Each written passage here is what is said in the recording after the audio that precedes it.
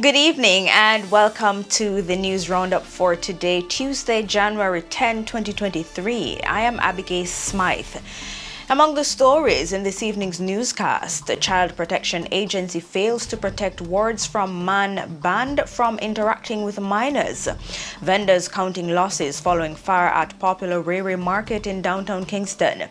President of Transport Operators Development Sustainable Services warns that public transport sector is heading for trouble.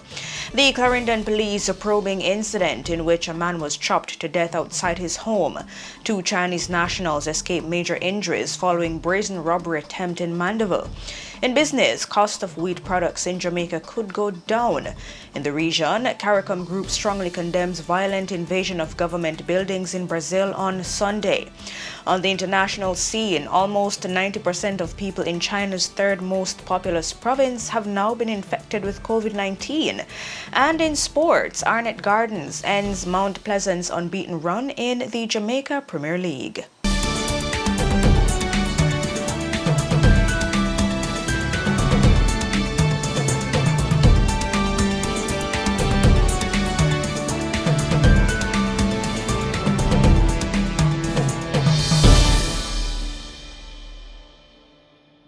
Now for the news in detail. A report by the Office of the Children's Advocate has found that the country's leading childcare institution, the Child Protection and Family Services Agency, CPFSA, failed to protect female wards of the state. This after learning that the leader of an American charity, Carl Robonsky, should not be allowed to interact with minors. In an explosive report, the Diane Gordon Harrison-led Commission of Parliament has specifically accused the CPFA's long-standing Chief Executive Officer, Rosalie Gage Gray, of gross failure to protect minors in state care, complicitly with Robonsky's charity, and lying in attempts to cover up the inappropriate acts committed by Robonsky. Despite being aware of Robonsky's previous suspension for inappropriate sexual conduct with a minor, the CPFSA continued its relationship with him and allowed him access to minors in Jamaican state care.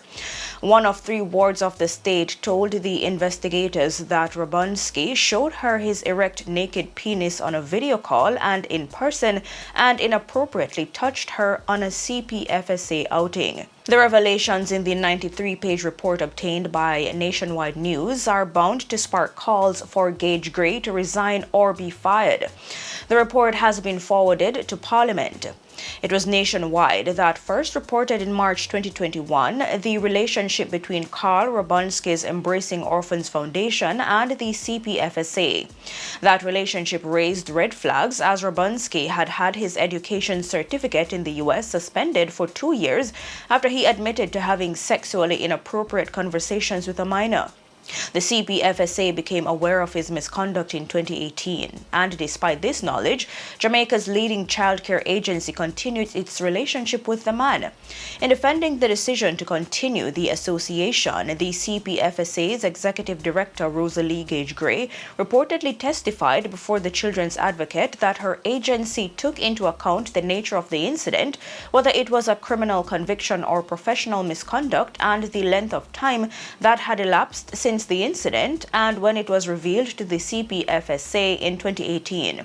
In fact, it took 3 years to terminate the relationship, and only after it was directed to do so by the Ministry of Education and Youth following Nationwide's reporting. Over the 3 years it took the CPFSA to terminate its relationship with the man, he continued to have access to children in the care and protection of the Jamaican state. This despite an alleged directive that Robonsky was not to have access to wards of the Jamaican state. But records indicate Robonsky visited the facility, the father's house, which also housed minors, at least 22 times in March 2018 and November 2019. During those visits, Robonsky often watched movies with the vulnerable girls up to 10 at nights with the lights off.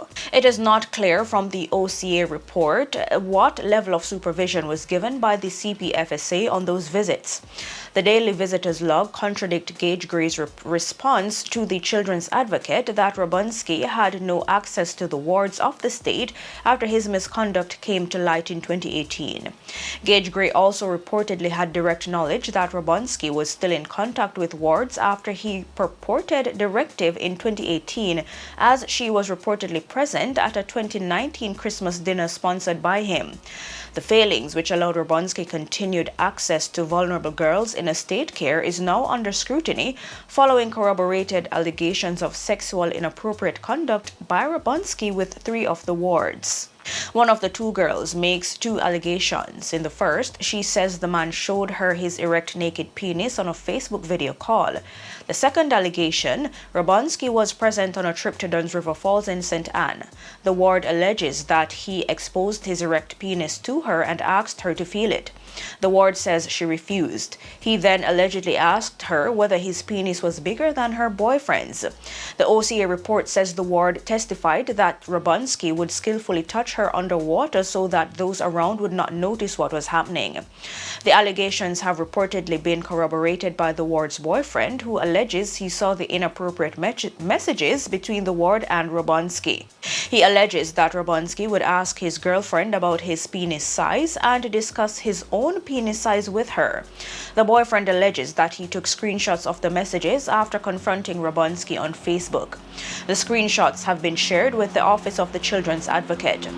Another ward alleges that Robonski touched her lower back and the top of her bottom in a manner which made her uncomfortable. This experience was reported directly to Rosalie Gage Gray, who reportedly only indicated attempts would be made to relocate the girl from the father's house facility. The Office of the Children's Advocate says Mrs. Gage Gray made no attempt to confirm when the incident occurred.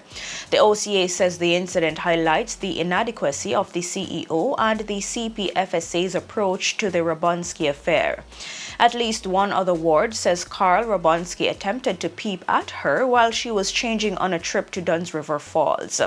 The OCA report is expected to be tabled in Parliament this week. Vendors are again counting their losses following a fire at the popular Ray Ray Market in downtown Kingston on Monday. In venting their frustrations, they highlight the fact that each time there's a fire, it costs an average $30,000 to $40,000 to build a stall. They also lament that they pay market fees, registration fees, daily fees, and yet when they suffer losses, they get no assistance. One vendor, Owen, says selling in the market provides for his family and prevents him from engaging in criminal activities. It send me out to school. I put the food on my table. The best set of clothes sell at Ray ground. People will drive Benz, people will drive Bima, nurse, teacher. All type of people come at Ray ground. I don't know why them a fight the ground. Them forgive the ground a chance, man. Cause a whole heap of people there with them youth a send go to school, and it send my youth go to school. It prevent me from robbing the street. This is my little livelihood. Cause you see me a beast so I can go out there. This is my livelihood. It send my youth go to school. So I send her gone to school. When I hear say out here burn down, I have to reach out here quick.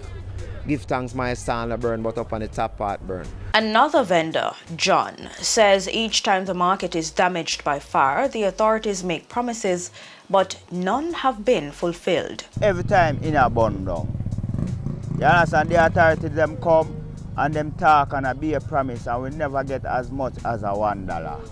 Yet, never ever. You see, I mean, I know about nobody else, but I know about me. Never get as much as a 5 cents. You understand? Even towards building back the stall them, or even towards some clothes or anything like that. You understand? So, me not understand. And people always appear market fee. You see what I say? So me don't know what's up. Me don't know what's up with that. Loris is calling on Prime Minister Andrew Holness and Minister of Local Government Desmond McKenzie for assistance. She also says she, as well as her colleagues, are becoming suspicious. Sometimes we have to wonder if you people are the ones sending people to burn down the market to get rid of us. Because I was told that you people wanted this place to be a car park.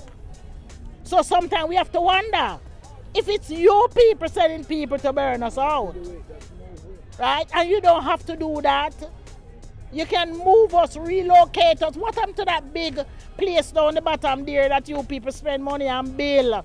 And it's just down there like a waste.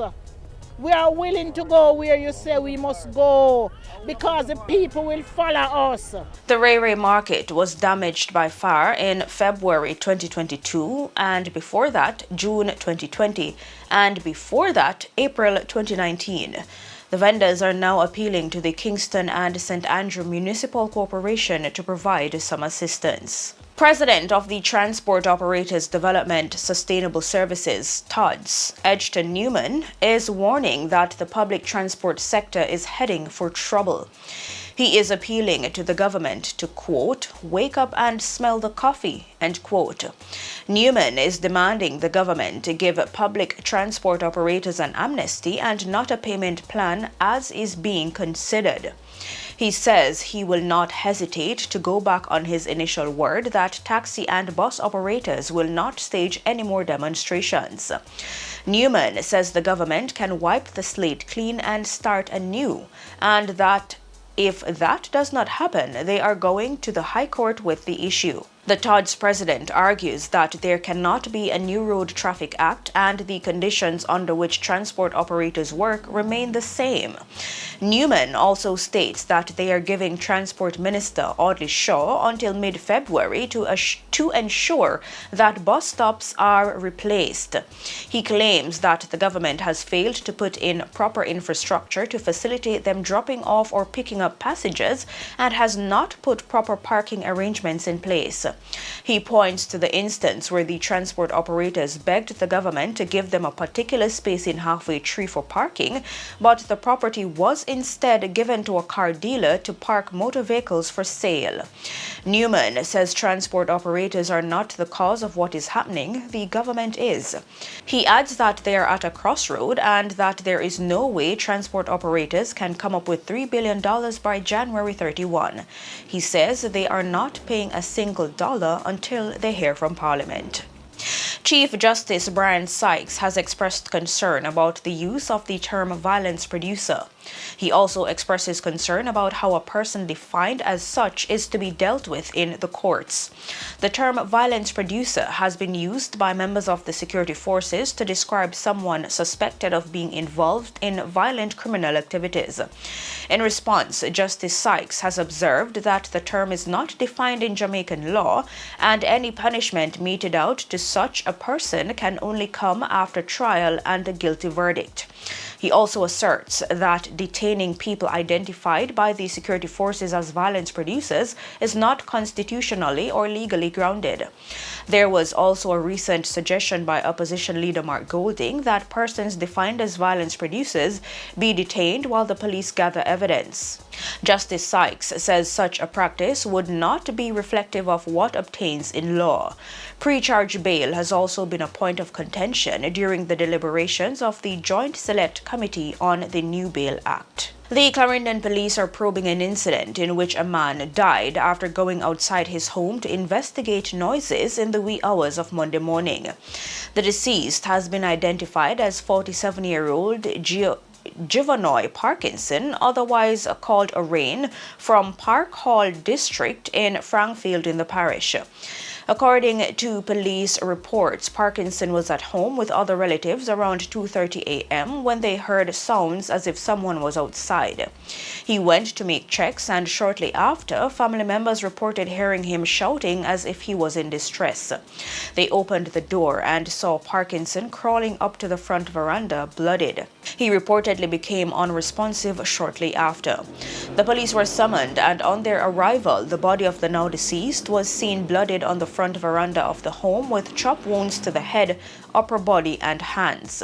He was pronounced dead at hospital. The Frankfield police are investigating. 2 Chinese nationals received minor injuries following a brazen robbery attempt and attack by gunmen on Kendall Road in Mandeville on Monday. Head of the Manchester Police, Superintendent Shane McCullough, confirmed that the incident happened mid-morning. He said police investigators believe the gunmen were after cash being transported by the Chinese men. The gunmen reportedly tried to stop the vehicle and the Chinese nationals sped off, at which time the gunmen opened fire at the vehicle. They were reportedly grazed and treated at hospital. Superintendent McCullough is appealing to business people and citizens to remain vigilant and use security arrangements to transport large sums of cash. The Independent Commission of Investigations, INDICOM, says it has responded to and commenced investigations into 2 separate fatal shooting incidents by the police on the weekend. The incidents resulted in the death of 2 men of unsound mind in St. James. Garth Mitchell was fatally shot on January 7 in Montego Hills, and 34-year-old Travis Warren was fatally shot on January 8 in Coral Gardens. INDICOM says from the accounts provided, both incidents involved a request for police response due to reports of attacks by the men of unsound mind in their communities. In the incident in Montego Hills, Mitchell was confirmed by his family members to suffer from a mental illness. It is alleged that the police went in pursuit of Mitchell due to a report of unlawful wounding and destruction of property.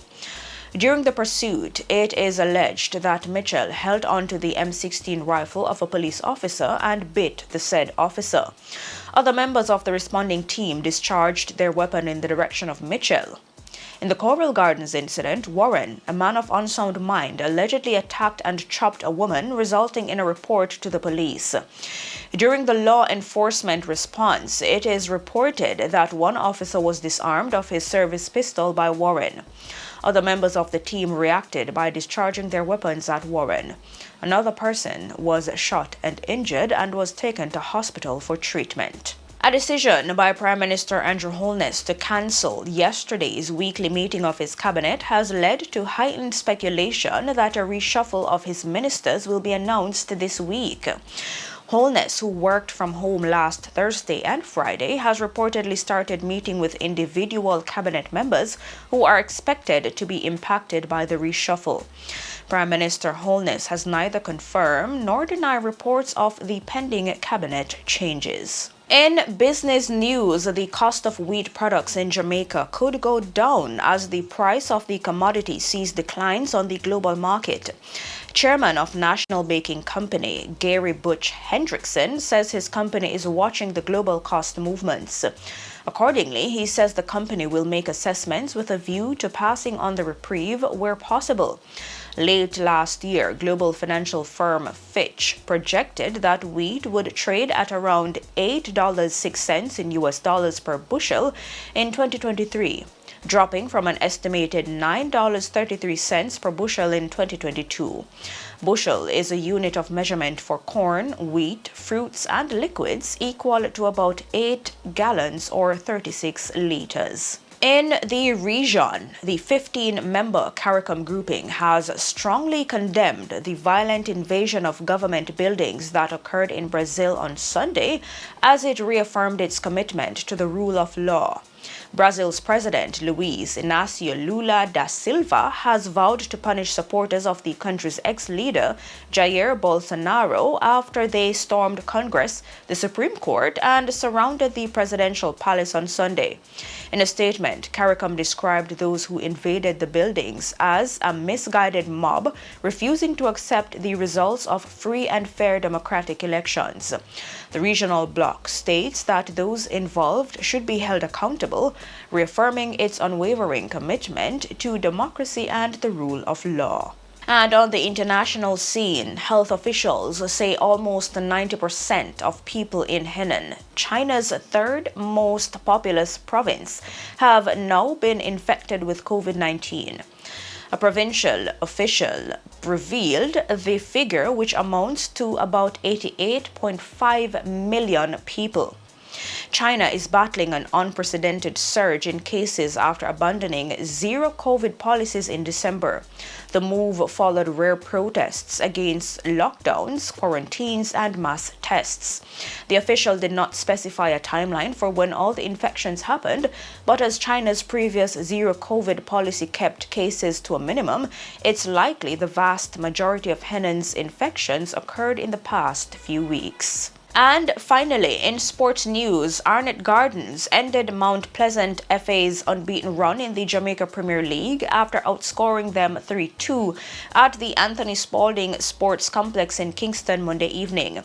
The loss notwithstanding, Mount Pleasant hold on to their lead on 20 points, one more than Cavalier FC, who came from behind to beat Humble Lion 2-1 in the first game of the doubleheader. And in international football, Arsenal cruised to a comfortable 3-0 win over Oxford United in the FA Cup on Monday. The Gunners will then travel to the Etihad on the final weekend of January.